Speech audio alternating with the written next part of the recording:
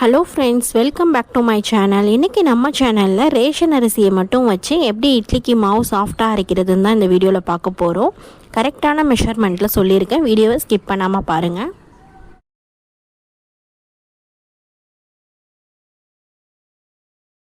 First அரிசி measure பண்ணிக்கலாம். நீங்கள் எந்த டம்ளரில் அரிசி எடுக்கிறீங்களோ அதே டம்ளரில் தான் நீங்கள் உளுந்தும் எடுக்கணும். நான் 200 கிராம் அளவுக்கு ஒரு டம்ளர் எடுத்துருக்கிறேன். மெஷர் பண்ணுறதுக்காக உங்களுக்கு சொல்கிறேன். அதில் நான் 5 டம்ளர் அளவுக்கு நான் அரிசி எடுத்துருக்கிறேன். ரேஷன் அரிசி மட்டும்தான் நான் சேர்த்துருக்கிறேன். இதில் கடையில் வாங்குகிற இட்லி அரிசி எதுவுமே நான் ஆட் பண்ணலை. ரேஷன் கடையில் ஒவ்வொரு தடவையும் ஒவ்வொரு மாதிரி அரிசி கொடுப்பாங்க. ஒரு தடவை குண்டாக இருக்கும் அந்த அரிசி கொடுப்பாங்க, அப்படி இல்லைன்னா நீட்டமான உள்ள அரிசி கொடுப்பாங்க. நான் சொல்கிறது 2 அரிசிக்கும் உள்ள மெஷர்மெண்ட்டு தான் சொல்கிறேன். இந்த 2 அரிசிலையுமே நான் சொன்ன அளவுப்படியே நீங்கள் செய்யுங்க. கண்டிப்பாக சூப்பராக இட்லி வரும். மெஷர் பண்ணி 5 டம்ளர் வரைக்கும் நான் அரிசி எடுத்துருக்கிறேன். இதில் 2 ஸ்பூன் அளவுக்கு வெந்தயம் ஆட் பண்ணிக்கலாம். வெந்தயம் அரிசி கூடயே சேர்த்து ஊற வச்சுக்கலாம். அரிசியை நல்லா க்ளீன் பண்ணி வாஷ் பண்ணணும். வாஷ் பண்ணிவிட்டு 3லேருந்து 4 மணி நேரம் வரைக்கும் இதை ஊற வைக்கணும். அடுத்து உளுந்து மெஷர் பண்ணிக்கலாம். நீங்கள் 4 டம்ளர் அளவுக்கு அரிசி எடுத்திங்கன்னா அதில் 1 டம்ளர் அளவு தான் உளுந்து எடுக்கணும். நீங்கள் எந்த டம்ளரில் அரிசி எடுக்கிறீங்களோ அதே டம்ளரில் தான் உளுந்தும் நீங்கள் அளவு எடுக்கணும். நான் 5 டம்ளர் அளவுக்கு அரிசி எடுத்திருந்தேன், அதனால் நான் 1.25 டம்ளர் அளவுக்கு உளுந்து சேர்த்துக்கிறேன். கருப்பு உளுந்தில் தான் நான் இன்றைக்கி மாவு அரைக்க போகிறேன். நீங்கள் வெள்ளை உளுந்து எடுத்தாலும் இதே மெஷர்மெண்ட் படியே எடுத்துக்கோங்க. இட்லி பர்ஃபெக்டாக வரத்துக்கு 2 விஷயம் முக்கியமானது. ஒன்று நம்ம உளுந்து மெஷர் பண்ணி எடுக்கிறது, இன்னொன்று பார்த்திங்கன்னா நம்ம அரைக்கிற பதம் தான். இப்போ உளுந்தை நல்லா வாஷ் பண்ணி இதையும் ஊற வச்சுக்கலாம். அரிசி நல்லா ஊறிடுச்சு. தண்ணியெல்லாம் சுத்தமாக வடிகட்டி எடுத்து வச்சுருக்கேன். இப்போ நம்ம கிரைண்ட் பண்ணிக்கலாம்.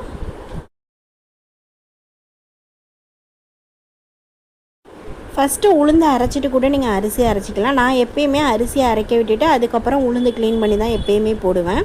அதனால் இப்போ நான் அரிசியை போட்டுக்கிறேன். அரிசி சேர்க்கும் போது நம்ம ஒன்றா சேர்த்துடக்கூடாது, கொஞ்சம் கொஞ்சமாக அரைய விட்டு தான் சேர்க்கணும். ஒரு 2 செகண்டுக்கு ஒரு தடவை, 3 செகண்டுக்கு ஒரு தடவை கொஞ்சம் கொஞ்சமாக அள்ளி போடணும்.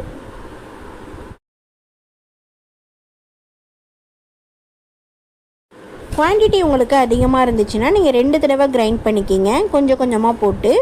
எனக்கு கம்மியாக இருந்ததுனால நான் ஒரே 3ஆகவே கிரைண்ட் பண்ணிக்கிறேன்.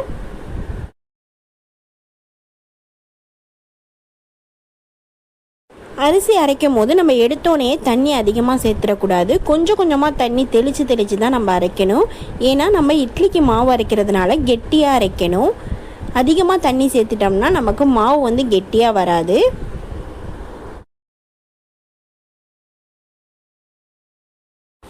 அரிசி ஆட் பண்ணதுக்கப்புறம் 1 டம்ளர் அளவுக்கு தண்ணி ஆட் பண்ணியிருக்கிறேன். தண்ணி அதிகமாக சேர்த்துடக்கூடாது.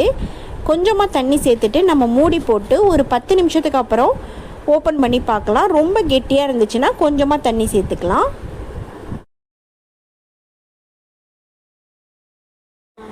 அரிசி அரைகிற டைமில் இப்போ நான் உளுந்து வாஷ் பண்ணிக்க போகிறேன். உளுந்து வாஷ் பண்ணும்போது நல்லா பிசைஞ்சு விட்டு வாஷ் பண்ணணும். அப்போ தான் தோல் எல்லாமே நல்லா ரிமூவ் ஆகும். நீங்கள் எந்த அளவுக்கு ஊற வைக்கிறீங்களோ நமக்கு ஈஸியாக அந்த கருப்பு உளுந்தை நம்ம வாஷ் பண்ணிடலாம்.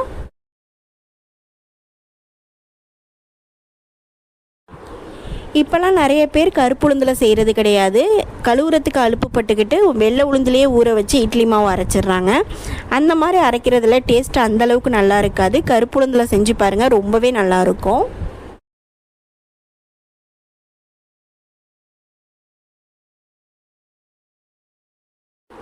தோல் போகிற வரைக்கும் நல்லா வாஷ் பண்ணி எடுத்துக்குங்க. 2லேருந்து 3 தண்ணி வரைக்கும் தான் ஆகும் நம்ம வாஷ் பண்ணுறதுக்கு. ஏன்னா நம்ம அதிக நேரம் ஊற வச்சுருக்கிறதுனால ஈஸியாகவே தோல் ரிமூவ் ஆகிடும். இப்போ அரிசி ஓப்பன் பண்ணி பார்க்கலாம். இந்த அளவுக்கு கெட்டியாக இருக்குது. இப்போ இதில் இன்னும் கொஞ்சம் தண்ணி சேர்த்து நம்ம திருப்பி அரைக்கலாம். நான் இதில் ஒரு 1/2 டம்ளர் அளவுக்கு இன்னும் கொஞ்சம் தண்ணி ஆட் பண்ணியிருக்கிறேன். இந்த மாதிரி மாவு கெட்டியாகும் போது கொஞ்சம் கொஞ்சமாக தண்ணி சேர்த்து அரைச்சிக்கிங்க. அரிசி அரைகிறதுக்கு 1/2 மணி நேரம் வரைக்கும் டைம் ஆகுனுச்சு.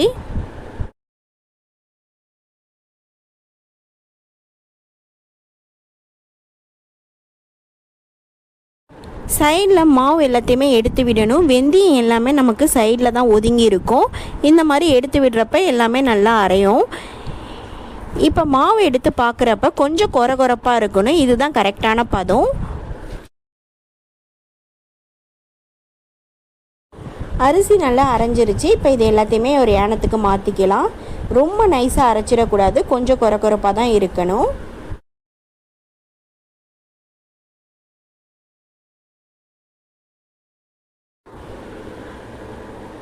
அடுத்து வாஷ் பண்ணி வச்சுருக்கிற உளுந்தை சேர்த்துக்கலாம்.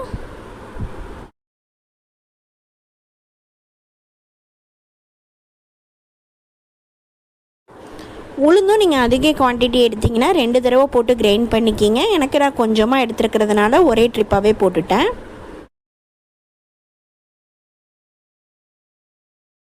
உளுந்து அரைக்கிறதுக்கு நம்ம ஃபஸ்ட்டே தண்ணி ஆட் பண்ணிக்கலாம். உளுந்து ஈஸியாகவே அரைஞ்சிடும். நான் 2 டம்ளர் அளவுக்கு உளுந்து அரைக்கிறதுக்கு தண்ணி ஆட் பண்ணியிருக்கிறேன்.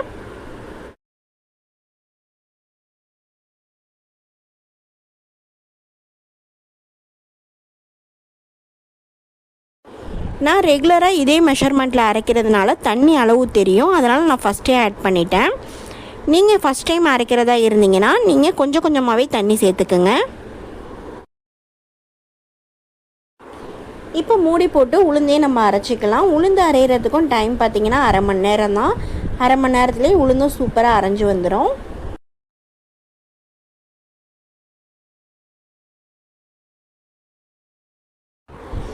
அரை மணி நேரத்துக்கு அப்புறம் உளுந்து நல்லா அரைஞ்சிருச்சு. இதை தனியாக ஒரு எண்ணத்தில் மாற்றிக்கலாம்.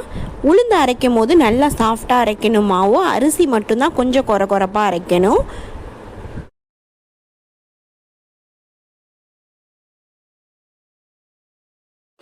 பெரிய கிரைண்டராக இருந்துச்சுன்னா நீங்கள் அரைச்சி வச்சுருக்கிற அரிசி மாவை இந்த உளுந்து கூடயே சேர்த்து ஒரு 5 நிமிஷம் ஓட விடலாம்.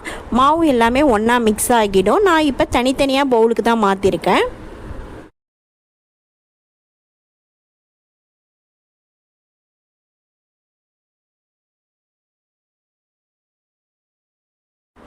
இப்போ அரைச்சி வச்சுருக்கிற அரிசி மாவில் உளுந்து மாவை ஒன்றா சேர்த்துக்கலாம்.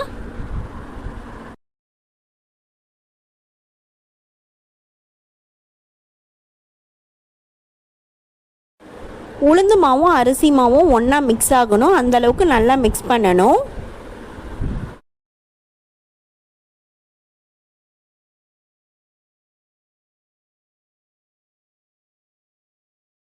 மாவை ஒன்றா மிக்ஸ் பண்ணதுக்கப்புறம் நம்ம யூஸ் பண்ணுற மாவை மட்டும் தனியாக ஒரு பாத்திரத்தில் எடுத்துக்கணும்.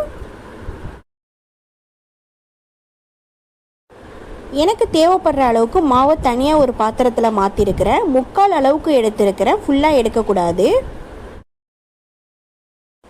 இப்போ இந்த மாவில் உப்பு, சோடா உப்பு எதுவுமே நான் போடலை. இதை அப்படியே மூடி போட்டு ஒரு 5 மணி நேரம் வரைக்கும் நான் புளிக்க வைக்க போகிறேன். இப்போ 5 மணி நேரம் ஆகிடுச்சு. நல்லா மாவு புளிச்சு சூப்பராக வந்திருக்கு பாருங்கள்.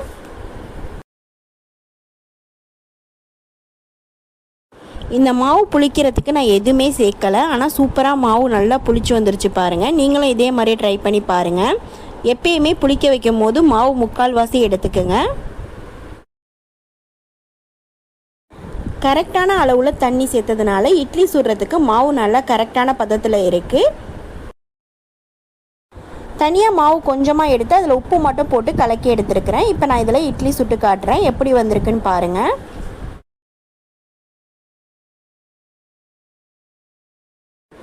ரேஷன் அரிசியை மட்டும் வச்சு தான் இந்த இட்லி மாவு ரெடி பண்ணியிருக்கிறேன். நாங்கள் எப்பயுமே வீட்டில் இப்படி தான் மாவு அரைப்போம், கடையில் அரிசி வாங்க மாட்டோம்.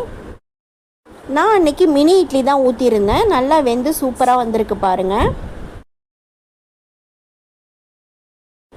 ஓகே ஃப்ரெண்ட்ஸ், நீங்களும் இதே மெஷர்மெண்ட்டில் மாவு அரைச்சி பாருங்கள், கண்டிப்பாக சூப்பராக வரும். என்னோடய வீடியோஸ் எல்லாம் உங்களுக்கு பிடிச்சிருந்தா லைக் பண்ணுங்கள். என்னோடய சேனலை சப்ஸ்கிரைப் பண்ணாதவங்க சப்ஸ்கிரைப் பண்ணிங்க.